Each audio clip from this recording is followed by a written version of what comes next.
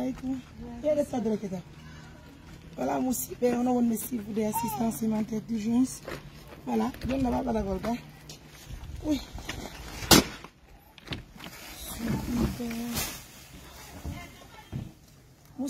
Merci pour des assistances alimentaires d'urgence pour quelqu'un qui dans l'Assalam alaikum. Comme vous le voyez, ce sont ces enfants même qui sont là. Donc, mes élèves de 18 à la BFO, merci à nos millions de partenaires. Nous avons fait. Nous avons fait. Oui. Bon. Oh là là. Merci à tous pour la confiance, pour la fidélité. Donc,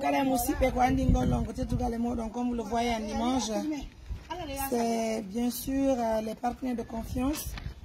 Comme Madame Kedjatou en Amérique, nous aussi nous avons pensé à cette famille, à cette femme et ses enfants. Regardez, son enfant est malade. On va marquer la pause.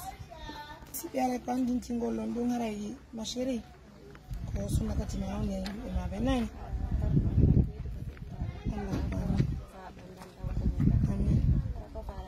Madame, qui a caméra de s'il vous plaît.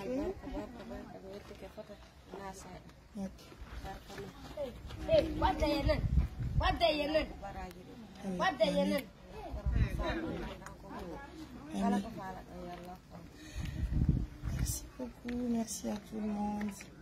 Qu'on va le payer pour vous?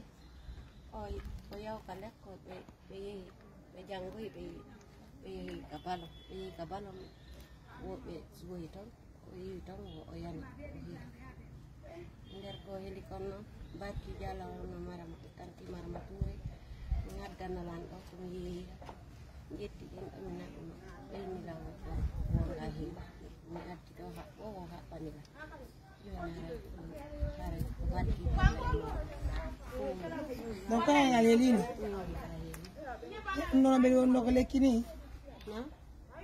Nous avons les kini. Let me come here because fair hari mi heba mi mara fair fi yaw bakalatan buri ko jonno kan ko yer ko jonno lan ko ndom fi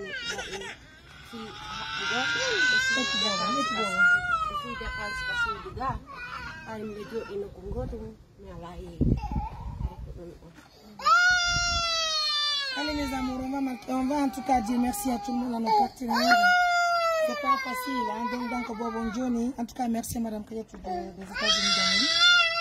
Merci pour la confiance. On va l'assister pour faire un peu les...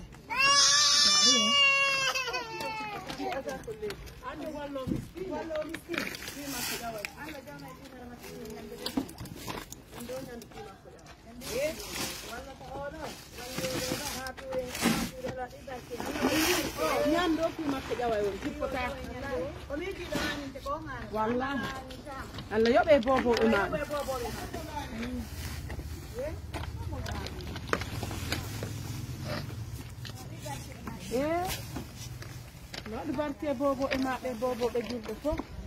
donc on va revenir, Inch'Allah, on va faire appel à nos partenaires, voir comment ils vont assister l'enfant pour que l'enfant aille à l'hôpital.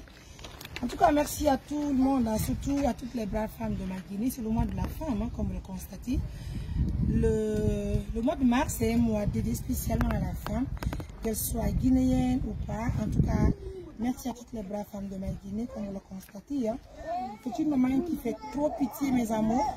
C'est vrai qu'elle est mariée, hein, mais c'est comme les autres femmes aussi. Aujourd'hui, les foyers, c'est pas du tout facile à gérer.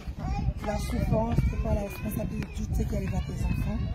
Regardez aujourd'hui, certainement, franchement, j'ai la certitude qu'elle n'avait pas quoi manger aujourd'hui.